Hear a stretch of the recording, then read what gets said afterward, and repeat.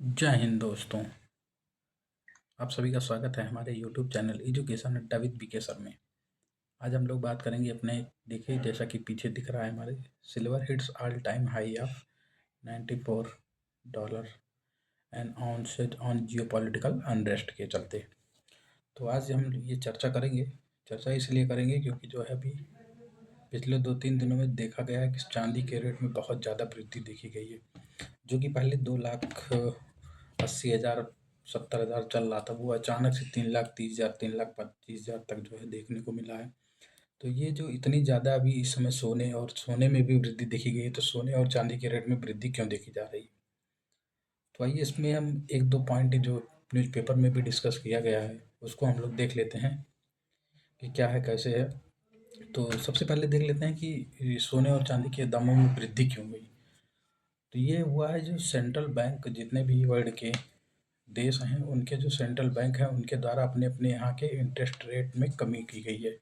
यानी कि जो वो ब्याज देते हैं वो लोगों को, उसमें ब्याज की दरों में कटौती की गई है। तो जिससे जो है लोग अब परेशान हो रहे हैं कि भाई जो पैसा वो अपने खाते में जमा करते हैं उसमें इंटरेस्ट रेट उनको कम मिल रहा है, तो वो पैसा कहीं ना कहीं तो लगाएंगे, क्योंकि बेनिफिट कमाना है, इन्वेस्ट वो कर रहे हैं तो उसका फ़ायदा लेने के लिए कर रहे हैं। तो उसको जब वो इन्वेस्ट करेंगे कहीं पर तभी उसको फ़ायदा मिलेगा, उनके पैसा का अकाउंट में रखने से तो मिलता नहीं है। तो ऐसे में लोग नया विकल्प तलाशते हैं। तो नए विकल्प में क्या आता है, जो मटेरियलिस्टिक चीज़ें हैं, यानी कि सोना चांदी हो गया, इन सब में। तब इसलिए इसमें इन्वेस्टमेंट ज़्यादा हो रहा है। अब जैसे भाई, अब ऐसा तो है नहीं कि सेंट्रल बैंक जो है ब्याज दर ऐसे मन में आया किसी दिन सुबह उठे, गवर्नर साहब उठे, देखें अच्छा कुछ नहीं है, आज लाओ रेट कम कर देते हैं, ऐसा तो होता नहीं है। तो ऐसा उन्होंने इसलिए किया क्योंकि वो महंगाई को कंट्रोल करना चाहते थे, इसीलिए उन्होंने रेट को कम किया है।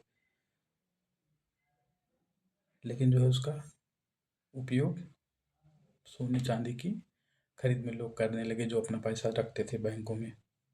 तो इसीलिए इनकी कीमती धातुओं में वृद्धि देखने को मिल रही है, दाम में वृद्धि।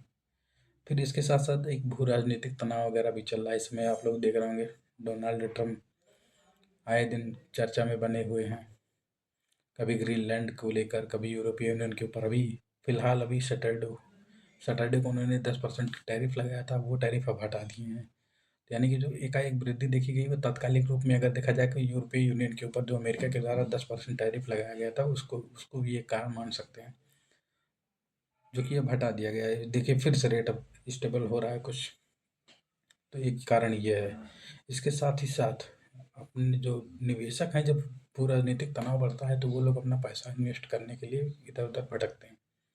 तब ऐसे में उनको कीमती धातुएं दिखती हैं, सोना चांदी हो गया।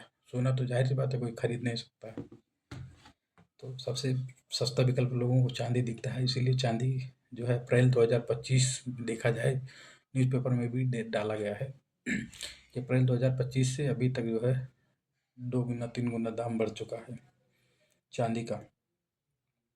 तो एक कारण ये हो गया। फिर इसके साथ ही साथ चांदी के दाम में वृद्धि, खास करके चांदी के दामों में देखा जा रहा है।